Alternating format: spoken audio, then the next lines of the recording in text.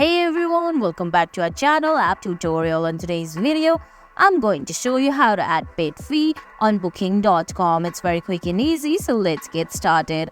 First, open your preferred web browser and type in admin.booking.com. Now, sign in into your partner or host account of booking.com. Then on the top left corner, you can see a three-line menu. Tap on the three-line menu, then scroll down and select property.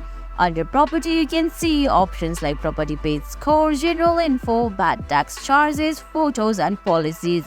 Select policies. Under other policies, you have to find house rules. Under house rules, you can see a small edit button.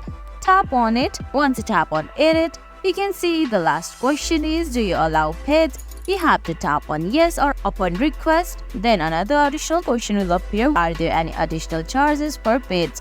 From the drop-down menu, you have to tap on charges may apply and go ahead and tap on save. And guys, that's it. That's how you add additional fee for pets. I hope you found this video helpful. If you did, please give it a thumbs up, leave a comment, subscribe to our channel and hit that bell icon. See you in the next video. Thanks for watching.